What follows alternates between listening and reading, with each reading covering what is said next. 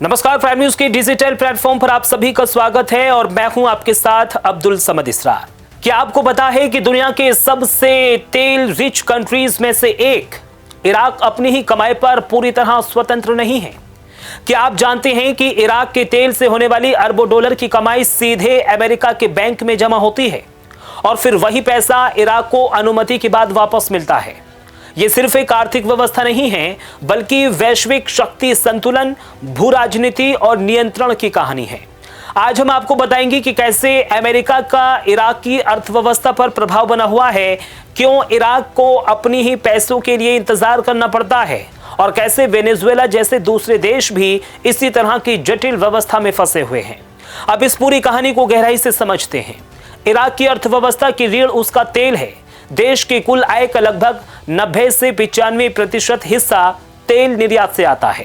इसका मतलब साफ है, तेल ही इराक की सरकार चलाता है, तेल ही वहां की नौकरियों का आधार है और तेल ही देश के विकास की दिशा तय करता है।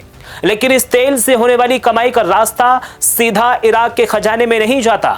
2003 में जब अमेरिका के नेतृत्व में इराक पर हमला हुआ और वहां की सत्ता बदल दी गई, इसके बाद एक नई आर्थिक व्यवस्था लागू की गई। इसी व्यवस्था के तहत डेवलपमेंट फंड फॉर इराक यानी DFI बनाया गया। इस फंड में इराक के तेल की कमाई को जमा किया जाने लगा और यह पैसा सीधे FR के न्यूयॉर्क स्थित खाते में रखा जाने लगा।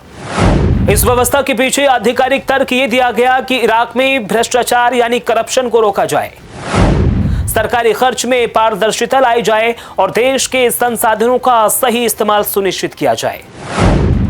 लेकिन धीरे धीरे यह साफ हुआ कि यह सिर्फ पारदर्शिता का मामला नहीं है, बल्कि इससे अमेरिका को इराक की आर्थिक नसों पर पकड़ मिल गई। इराक जब भी अपने पैसे का इस्तेमाल करना चाहता है, चाहे वो अस्पताल बनाने के लिए हो, सरकारी कर्मचारियों को सैलरी देने के लिए हो, ये प्रक्रिया पूरी तरह से तकनीकी नहीं बल्कि राजनीति भी है।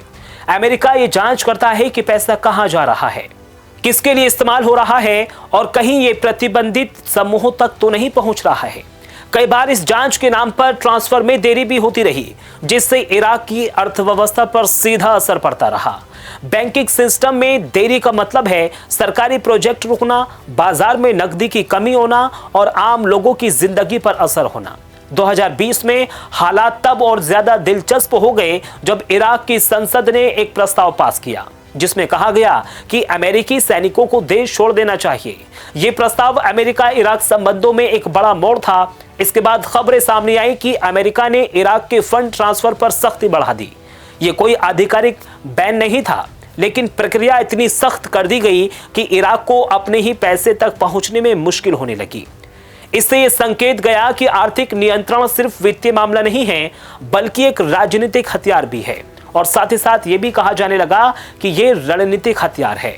अगर हम इराक के तेल सेक्टर को देखें तो वहां कई बड़ी अंतर्राष्ट्रीय कंपनियां काम करती हैं। इन कंपनियों में अमेरिका और पश्चिमी देशों की कंपनियों की बड़ी हिस्सेदारी है।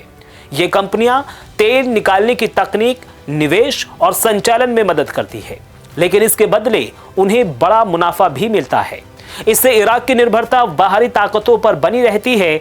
अब इस कहानी को थोड़ा व्यापक नजरिए से समझते हैं। दुनिया में तेल सिर्फ ऊर्जा का स्रोत नहीं है, यह शक्ति का स्रोत है। जिस देश के पास तेल है वो आर्थिक रूप से मजबूत हो सकता है, लेकिन अगर उस तेल की कमाई पर किसी और का नियंत्रण हो तो स्थिति पूरी तरह से बदल सकती है। यही कारण है कि अमेरिका जैसे देश वैश्विक वित्तीय सिस्टम पर पकड़ बनाए रखते हैं। डॉलर दुनिया की सबसे बड़ी ताकतवर करेंसी है और ज्यादातर अंतर्राष्ट्रीय तेल व्यापार डॉलर में ही होता है। इसका मतलब है कि अगर आप तेल बेच रहे हैं तो आपका पैसा किसी न किसी रूप में अमेरिकी वित्तीय सिस्टम से होकर गुजरता है। अब बात करते हैं वेनेजुएला की। वेनेजुएला के पास दुनिया के सबसे बड़े तेल भंडार हैं, लेकिन वहां की सरकार और अमेरिका के बीच संबंध बेहद खराब है। अमेरिका ने वेनेजुएला पर कड़े आर्थिक प्रतिबंध लगाए, जिसके कारण उसकी तेल से होने वाली कमाई का बड़ा हिस्सा विदेशी बैंकों में फंसा हुआ है। वेनेजुएला की सरकार उन पैसों तक सीधी पहुंच नहीं बन पाती, जिससे देश में आर्थिक संकट और गहरा हो जाता है। हालांकि इराक और वेनेजुएला की स्थिति एक जैसी नहीं है। इराक के मामले में ये व्यवस्था सुरक्षा और निगरानी के नाम पर बनाई गई थी, जबकि वेनेजुएला के मामले में ये प्रतिबंध और दबाव का परिणाम है। लेकिन दोनों ही उदाहरण ये दिखाते हैं कि वैश्विक राजनीति में आर्थिक नियंत्रण कितना महत्वपूर्ण है। कुछ और देश भी हैं जिनकी तेल या फिर प्राकृतिक संसाधनों से होने वाली कमाई अंतर्राष्ट्रीय सिस्टम के जरिए नियंत्रित होती है। हालांकि वहां की परिस्थितियां अलग अलग होती हैं। कहीं ये अंतर्राष्ट्रीय समझौते के कारण होता है तो कहीं राजनीतिक दबाव के कारण होता है। लेकिन एक बात समान है, अगर आपका पैसा आपके नियंत्रण में नहीं है तो आपकी आर्थिक स्वतंत्रता अधूरी है। इस पूरे मामले का एक और पहलू है करप्शन और पारदर्शिता। कई विशेषज्ञ मानते हैं कि अगर इराक की कमाई सीधे उसके अपने सिस्टम में आती तो वहां भ्रष्टाचार यानी करप्शन का खतरा ज्यादा होता। वहीं दूसरी तरफ यह भी तर्क दिया जाता है कि किसी भी देश की संप्रभुता का मतलब यह नहीं है कि वो अपने संसाधनों और पैसे पर खुद निर्णय ले। अंत में यह सवाल उठता है, क्या इराक कभी इस व्यवस्था से बाहर निकल पाएगा? क्या वो अपनी तेल की कमाई पर पूरी तरह से नियंत्रण हासिल कर पाएगा, या फिर वैश्विक शक्तियों के बीच ये संतुलन ऐसे ही बना रहेगा?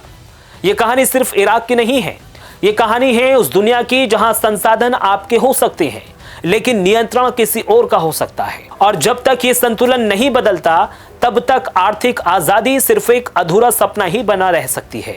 तो आखिर सवाल यही है, क्या इराक सच में एक स्वतंत्र देश है अगर उसे अपने ही पैसों के लिए किसी और की मंजूरी का इंतजार करना पड़ता है? तेल उसके पास है, जमीन उसकी है, संसाधन उसके हैं, लेकिन कंट्रोल का एक बड़ा हिस्सा अभी भी वैश्विक ताकतों के हाथ में है। यही आधुनिक दौर की सबसे बड़ी सच्चाई है, जहां युद्ध सिर्फ बंदूकों से नहीं बल्कि बैंकों, करेंसी और सिस्टम के जरिए लड़े जाते हैं। आज दुनिया बदल रही है लेकिन सिस्टम अभी भी वही है, जहां अमेरिका जैसे देश सिर्फ सैन्य ताकत से नहीं बल्कि अपने मजबूत वित्तीय नेटवर्क और डॉलर की पकड़ से पूरी दुनिया की अर्थव्यवस्था को प्रभावित करते हैं।